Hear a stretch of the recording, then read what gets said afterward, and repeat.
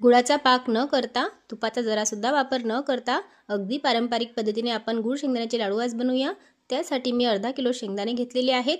हे शेंगदाणे आपल्याला भाजून घ्यायचे आहे। मंद गॅसवरती मस्त खमंग असे आपल्याला हे शेंगदाणे भाजून घ्यायचे आहेत। इथं गॅसची फ्लेम मोठी अजिबात करायची नाही, मंद गॅसवरतीच आपल्याला हे शेंगदाणे भाजून घ्यायचे आहेत। अशी साल सुटायला लागली म्हणजे आपले शेंगदाणे मस्त खमंग भाजले गेलेले आहेत। आता हे आपण एका ताटामध्ये थंड करण्यासाठी ठेवूया। तोपर्यंत आपण गूळ चिरून घेऊया। इथं मी अर्धा किलो शेंगदाण्यासाठी 300 ग्रॅम गूळ घेणार आहे। ही भेली अर्धा किलोची आहे म्हणजे 500 ग्रॅमची आहे। यामधला 200 ग्रॅम गूळ आपल्याला काढून ठेवायचा आहे आणि 300 ग्रॅम मी गूळ असा बारीक चिरून घेतलेला आहे। आता आपले शेंगदाणे सुद्धा मस्त थंड झालेले आहेत। आता हाताने व्यवस्थित त्याची आपल्याला साल काढून घ्यायची आहे।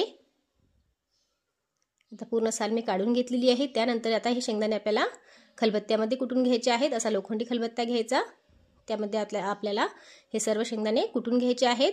अगोदर सर्व शेंगदाणे खलबत्त्यामध्ये घालायचे आणि थोडेसे जाडसर कुटल्यानंतर यामध्ये थोडेसे शेंगदाणे आपल्याला बाजूला काढून ठेवायचे आहे आणि राहिलेले शेंगदाणे मस्त असे बारीक कुटून घ्यायचे आहेत। असे खलबत्त्यामध्ये शेंगदाणे कुटून घेतल्याने मस्त असे या शेंगदाण्याला तेल सुटतं, तुम्ही पाहू शकता।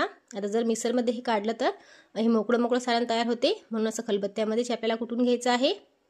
त्यानंतर आता राहिलेले शेंगदाणे आहेत ते सुद्धा आपल्याला खलबत्त्यामध्ये घालायचे आहेत आणि अगदी थोडेसे हे कुटून घेतल्यानंतर यामध्ये आपल्याला गूळ घालायचा आहे। आपण जो गूळ चिरून घेतलेला आहे तो गूळ यामध्ये घालायचा आणि आता हे मस्त असं आपल्याला एकजीव होईपर्यंत कुटून घ्यायचं आहे। तुम्ही पाहू शकता हे गूळ शेंगदाणे मस्त असे बारीक झालेले आहे आणि गूळ सुद्धा मस्त असा एकजीव झालेला आहे या शेंगदाण्यांमध्ये।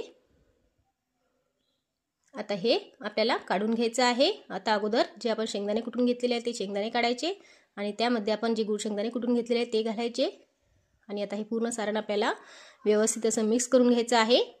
पूर्ण एकजीव होईपर्यंत आपल्याला मिक्स करून घ्यायचं आहे। तुम्ही पाहू शकता खूप मस्त असं मऊसूत आपलं सारण तयार झालेलं आहे। आता याचे आपण लाडू वळून घेऊया। अगदी एका हाताने जुटतील असे याचे लाडू तयार झालेले आहेत। तुम्ही पाहू शकता खूप मस्त मऊसूत असे आपले लाडू तयार झालेले आहेत। आता अशाच पद्धतीने मी सर्व लाडू हे वळून घेते। लहान मुलांची रोगप्रतिकारशक्ती जर वाढवायची असेल तर रोज सकाळी उपाशी पोटी त्यांना हा एक लाडू खायला तुम्ही देऊ शकता। तुम्ही पाहू शकता मस्त असे आपले लाडू तयार झालेले आहेत।